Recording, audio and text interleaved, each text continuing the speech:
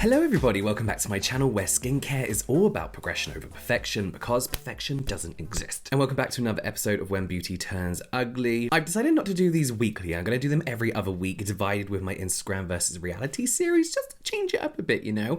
You can't have too much of a good thing. In today's video, on a kind of like a follow-on from a few episodes back, I'm going to be laminating my eyebrows, because they need doing. And if you don't know what lamination is, it's like a perm on your eyebrows that makes them sit flat so they're easier to control and brush up and stuff. And it's kind of in theme with today's video. We're talking about putting suspicious stuff near your eyes.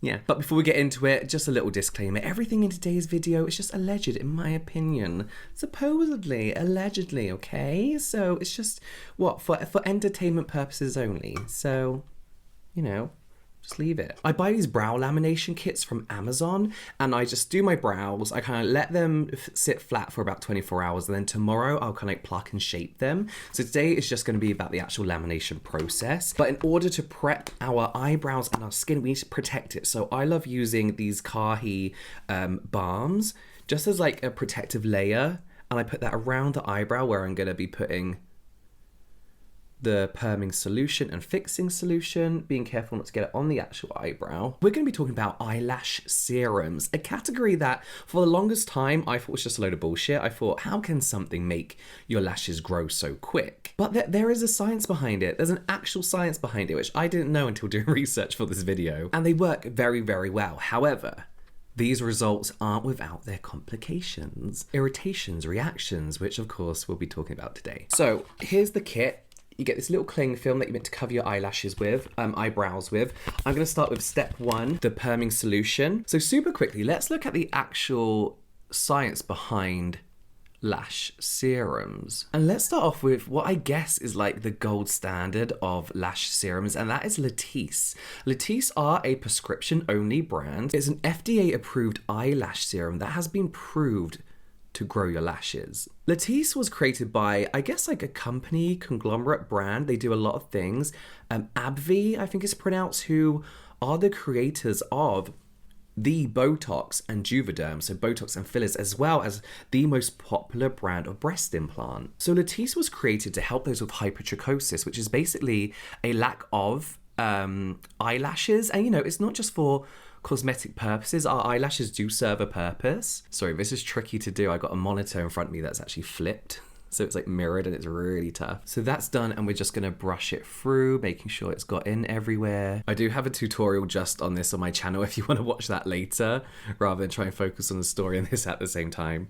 Then we're gonna cover it in a bit of sarin wrap. You know, eyelashes actually keep our eyes healthy, clean, lubricated properly, I guess you can say. So Latisse actually uses an active ingredient called bimatoprost, which basically, according to the website, traps the hair in the growing phase, increasing the length and the amount of hairs in this growing stage. Bimatoprost is actually a part of a group of ingredients called prostaglandin analogs, and its lash growing benefits was actually accidentally discovered whilst treating glaucoma patients. So when you set the timer now for 15 minutes for my eyebrows because they're thick and unruly. Pretty much every lash serum you're going to see on the market today, not just prescription only ones, contain a variation, a prostaglandin analog to help grow your lashes, including the product in today's discussion. Today we're looking at the notorious Rodan Fields Lash Boost. This is a lash boosting serum. Rodan Fields is a skincare company who are super successful. They are one of the most successful MLM companies of all time. Founded by billionaire dermatologist Dr. Katie Rodan and Dr. Kathy Fields, who are also behind Proactive. The Lash Boost, according to Rodan Fields, is the #1 top-selling lash serum in the whole of the US, and it uses the ingredient isopropyl cloprostenate as one of the synthetic prostaglandin analog ingredients to help grow lashes. But of course, it's the subject of today's video, meaning this product has its controversies. The lash serum, first of all, despite being launched in 2016, became really super popular in 2017. This is kind of back in the days when a product goes viral, it it's truly viral, and it's still so popular. It was hard for things to go viral. They'd be viral for years back then, not just weeks or months like they are nowadays. The product was sold out everywhere. The $150 Lash serum that made the company in its first year of launch $175 million. And despite the fact that it's an MLM product, it really does work. And all the reviews are pretty much good, with the before and afters looking so good that you kind of think they're not real, but they are. But again, the product has that all-important prostaglandin analog, but with every positive review, there was a big but. So they say how much their eyelashes has grown, but my eyes are irritated, followed by how much the product actually damaged their eyes. So obviously this was all because of the isopropyl clopristinate.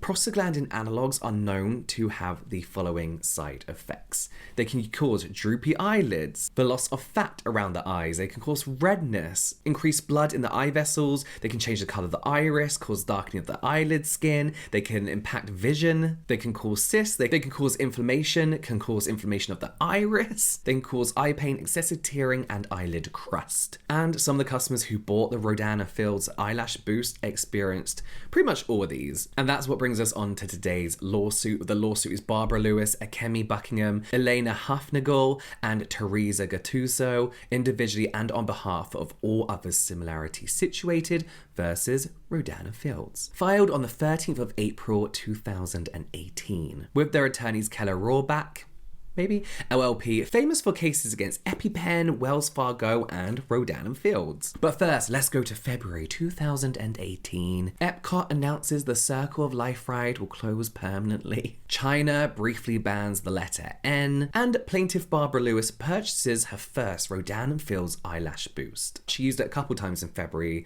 but really didn't stick to it until March, where she used it every day for about 2 weeks. However, after she developed a small bump on her eye, she stopped using the product. As you would. You see like blocked oil glands on a lot of products, eye creams, general moisturizers if they go too high. You know, it's not crazy out of the question for your skin to react this way to some products, especially around the eyes. 3 days later, after discontinuing the use, Barbara Lewis actually then developed a stye. 3 days after that, her eyelids became fully inflamed. She thought now's a good time to visit the doctor, so she visited the doctor, who prescribed her some antibiotics and really put this reaction down to the eyelash boost serum that she was using. Pretty much every plaintiff in this lawsuit had the same reaction: irritation, redness, swelling, itching, with plaintiff Teresa Gattuso actually experiencing excessive tearing and blurry vision alongside all the usual itching and swelling and crusting of the eyelids. But it wasn't just these ladies who were experiencing this. Not everyone filed a lawsuit. Many took to social media and especially YouTube to share their experiences with the product, again saying it's good.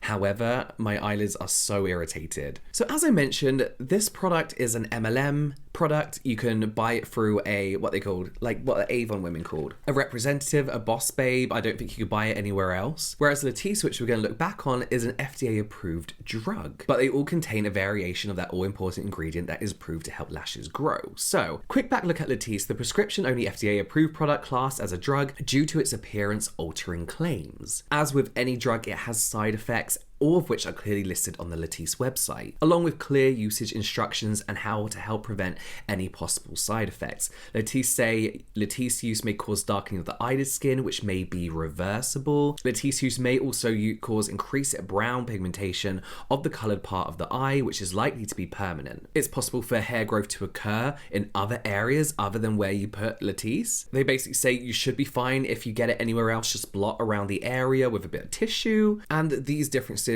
if they should occur, will usually go away if you stop using Latisse. All very important. Every drug has its side effect, right? When we have a prescription, when we buy drugs, we expect it. I think as someone in the UK, it's always funny listening to American drug adverts where they really quickly explain all the side effects. Like if I go downstairs and look at my pack of paracetamol, it's probably going to say possible side effects include severe dehydration, diarrhea, maybe even death. But you know, we expect to see it. It doesn't always scare, I don't know about you, but it doesn't scare me off taking something that's been prescribed to me by a healthcare professional. So is the Rodan Fields Lash Boost a drug too? Surely it should be, right? It makes these drastic changes to your lashes with a scientifically backed ingredient. So what's it doing in the hands of an MLM? It sounds a bit dodgy to me, no? Well, first of all, it's not being submitted to the FDA for approval, and it avoids using any language that basically will set it up to be a drug. So instead of using drug claims like will or is proven to grow your lashes, they use terms like helps lashes look longer. They're longer looking, fuller looking, and darker looking. To me, that is sneaky. To me, that is sneaky for a company to take something that they know has really drastic results, but along with drastic irritation and things that can cause drastic changes to the appearance of your eye other than just your lashes, is very sneaky to sell something like that without being so obvious about what these ingredients really can do, whether it's good or bad.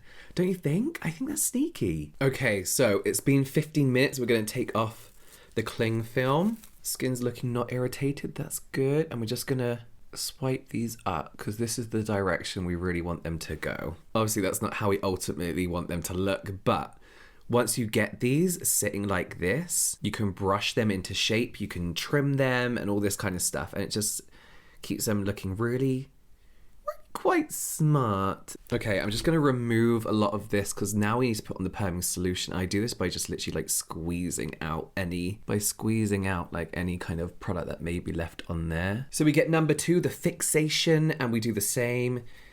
We're going to do the same thing, and this is going to stop that perming process. So in the actual lawsuit for Rodan Fields, the lawyers kind of stick to this like whole FDA not approved, you should be a drug kind of take. You know, I do think this is deceptive marketing, and that's what they say in the lawsuit, that they purposely use deceptive marketing and engaged in fraudulent, unfair, and unlawful marketing practices, including failure to disclose the harmful side effects and risks associated with using Lash Boost. I agree, it's like they want to give you all the good bits without telling you all the bad bits to just get this product sold to you. The lawsuit goes on to say that products that contain the same ingredients as drugs can evade FDA review by being classified as cosmetics. This, however, does not absolve Rodan and Fields from liability for failing to disclose to consumers the adverse side effects associated with their product. Rodan and Fields is still required to comply with state consumer protection laws and applicable state laws relating to fraud. And you know what? This isn't the first time this has happened. I mean, this ingredient sounds amazing. Of course, there's going to be companies that are going to want to try and sell this to you just over the internet, you know, without having to get a prescription. 2 of these products that contain the same ingredient that's in Rodan Fields Lash Boost isopropyl chlorprostonate include Rapid Lash and New Lash, both of which actually got a warning letter from the FDA, basically calling them out as an unapproved and a misbranded drug. This, however, is after these 2 brands use claims in their promotional materials and websites, such as this formula is designed to lengthen and thicken lashes in 30 days, your lashes and your eyebrows grow thicker and faster, a very obvious drug claim. And Rodan and Field associates sellers are told to be very, very careful with their language with this particular product. So are Rodan and Fields breaking the law? Because this sounds like, surely, I don't know. I mean, I know this is right, but surely you can't just evade selling a drug by being like, it's not a drug, it's, you know, we're not promising it does this, but it can help give that appearance. Do you know what I mean? It seems a bit too easy. It sounds like a massive FDA violation. Well, again, that's what the lawsuit is trying to claim. The lawsuit actually goes into the science. It says a prostaglandin analog is used in an FDA-approved eyelash enhancement product, referring to Latisse, to promote eyelash growth. Possible side effects associated with using prostaglandin analogs are disclosed to Latisse consumers. They go on to say, but instead of putting Lash Boost through the FDA review process and having to make a thorough disclosure of the side effects associated with prostaglandin analogs, Rodan Fields markets Lash Boost as a cosmetic. While all prostaglandins and their analogs, including isopropyl chlorprostonate, are banned from cosmetic products in Canada, they are not banned from cosmetics in the United States. So their argument is that it's banned in other countries in cosmetics, it should be banned in the US as well. From what I've seen about other MLMs, when something like this happens within their company, they just don't give a shit. They don't care because they have their little cult of sellers. I never thought I'd be talking about MLMs again. They have their little cult of sellers and followers and customers who don't care. Like, they're in this group, they like that group, leave them all alone, you know? But Rodan Fields did release a statement as a little, you know, Rodan and Fields, when asked about all the goings on, they say the company vigorously denies the allegations in the complaint and stands behind the safety and efficacy of Lash Boost. We are going to let the specifics of our legal team defense play out in court. Lash Boost is intended for use as a cosmetics and as such has been consistently advertised as improving the appearance of eyelashes. As with any cosmetics, Lash Boost may cause irritation in some users, especially if it's misused. RNF provides clear directions to users, including those who experience irritations. Many of the allegations involve unrelated products, including prescription products that have different ingredients and formulations. Let's unpack that, because that was shit. That was a shitty statement. I'm not saying they have to apologize, because technically they've not really done anything wrong. They say the company vigorously denies the allegations in the complaint. You can't deny it because it's happened. There's evidence it happened. What are you denying? What? And it stands behind the safety and efficacy of Lash Boost. Yes, fine. It's safe to use, but can potentially have side effects. And this lawsuit is about you not disclosing the side effects properly. And it's not just like a product like, I don't know, like my exfoliant, some people may have an adverse reaction to BHA. You know, some people do. This is an ingredient that's used in drugs. This is an ingredient that can have a real big adverse effect on people's skin, because it's changing the way your skin, the insides of your body, the inside of your skin works. It's not like, oh, you might get a little bit itchy. This is your eye color might change. You know what I mean? These are big differences that should be made crystal clear, in my opinion. They go on to say that Lash Boost is intended for use as a cosmetic and as such has been consistently advertised as improving the appearance of eyelashes. We know that's not, everyone knows. It helped their eyelashes, that's not what they're saying. They're saying it works, but it's also, you didn't tell us we were gonna get puffy eyelids. As with any cosmetics, Lash Boost may cause irritation in some users, especially if it is misused. So now you're blaming the customer for misusing it. It's a very simple product to use, and as you say, there's very good directions on your website and how to use. What do you think they were doing? What do you think they were doing to misuse it? Like rubbing it over their eye and like licking it. And then how do you misuse a lash serum? You're blaming the customer because they got a reaction that you didn't warn them about. Fucking idiots. They go on to say that many of the allegations involve unrelated products, including prescription products that have different ingredients and formulations. In the lawsuit, everyone used the Rodan Fields Lash Boost. They refer to Latisse as an example of the ingredient that is also in LNF Lash Boost. I don't know why they said that. Nowhere in the lawsuit does it say that anyone else used anything else. So are they accusing the plaintiffs of using a completely different product and just saying it was the Rodan Fields one? That makes no fucking sense whatsoever. It's very MLM of you. Very MLM to make other people feel like shit. Well done. They do have warnings and directions on their website. The warnings say, for external use only, avoid getting in the eyes. In the event of direct contact, rinse with cool water. If you develop irritation or swelling, discontinue product usage. If irritation is significant or in the first instance any swelling, consult your physician. If you are pregnant or nursing, being treated for any eye-related disorder, undergoing cancer treatment, prone to dry eyes or styes, consult your physician for use. If you notice irregularities in appearance of lashes, discontinue use. Keep outreach of children. This is not good enough. That's what my fucking toothpaste says. Do you know what I mean? Like, this is a very generic warning for any cosmetic. Anything you go and put into your eyes, it will say this. I just think, again, this isn't just a cosmetic that people are like, oh, you may get irritation. This should be a drug. So at the end of the day, isopropyl chlorprostatitinate isn't technically a drug, and until I guess it's classed as such. Have Rodan Fields really done anything wrong? I think they've done something wrong. Have they done something illegal? No. Had they skirted around the FDA? Absolutely. And I completely agree with the lawsuit here that Rodan Fields basically failed to point out the severity of the side effects related to his product and its ingredients. So what happened? Is there a settlement? What's going on? They all win, basically. The lawsuit that we discussed today was actually just one of 3 lawsuits against Rodan Fields and their Lash Boost serum stuff. Well, there is a settlement waiting for approval, basically. The settlement says that the parties have entered into a settlement to compromise disputed claims. What do the plaintiffs get? The maximum amount of the credit benefit is $250, and the maximum amount of the cash benefit is $175. Settlement class members who submit valid proof of purchase showing that they made more than one purchase of Lash Boost may also receive an additional maximum benefit of up to $250 in credit, as in like for their website. with the cleanser, it's just kind of like a water. I don't know what it is actually. See, my skin's a little bit irritated around, so we are gonna, you want to brush them up and keep them well, like moisturized and hydrated. And then tomorrow we will pluck and cut and shape.